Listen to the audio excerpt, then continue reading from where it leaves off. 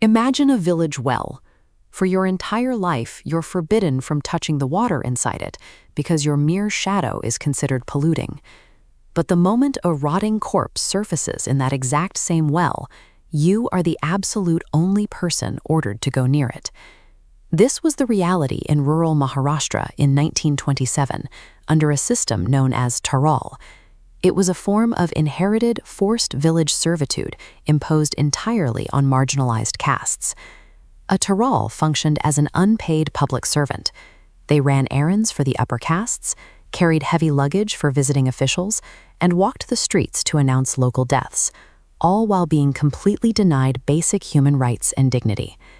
This was the only life Rama Kharat and his young son, Shankar, knew.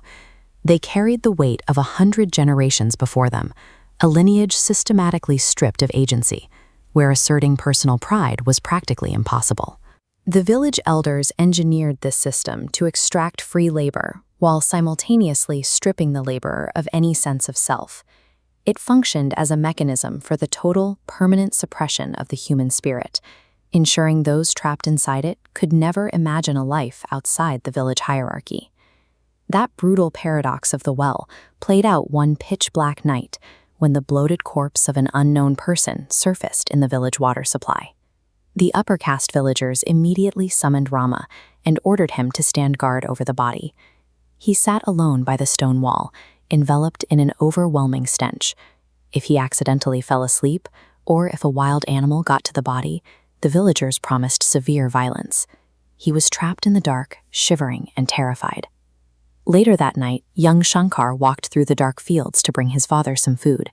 Instead of a protector, the boy found a frail man paralyzed by fear, reduced to a tool for the village's grim disposal. The stench was so bad that Shankar couldn't even eat the bread he brought. Seeing his son's distress, Rama offered a desperate warning. He told Shankar that his own life was already wasted, and begged the boy to never do this work, to never surrender to the same fate.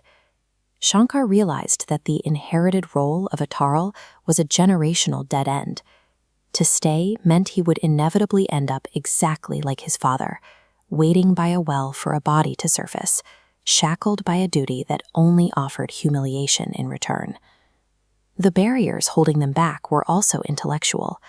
Sometime later, a letter arrived at Rama's home. Because his community was denied education, Rama couldn't read it. He carried the letter to the upper caste village teacher to decode the message, but the Guruji refused to simply read the note.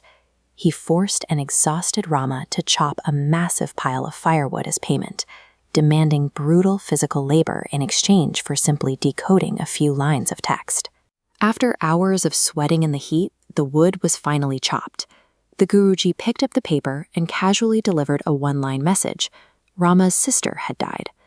The teacher knew the devastating contents the entire time, but deliberately withheld the news of a death to extract free labor. As Rama broke down in tears, a secondary humiliation struck. Young Shankar, who had quietly followed his father, accidentally stepped on a decorative rangoli drawn on the ground. The Guruji's wife erupted, violently cursing and humiliating the grieving boy for polluting their doorstep. The weight of his father's grief and the sting of the Guruji's insults settled deep within Shankar. He observed that while the Guruji had no more physical strength than Rama, he held the power of the written word, the true gatekeeper to human dignity. Fueled by these memories and encouraged by the broader social movement led by Dr. B.R. Ambedkar, Shankar fought relentlessly for a spot in a local school. Getting in was only the first hurdle. To survive the educational system, he had to endure systemic untouchability, facing daily isolation and discrimination, even inside the classroom. He pushed through it all. Decades later, the boy who was once cursed for stepping on a bit of colored powder rose to become the Vice-Chancellor of Marathwada University. He documented his journey in his autobiography, Taral Antaral. As one of the foundational voices of Dalit literature, Shankarrao Kharat's writing didn't rely on chaotic rage.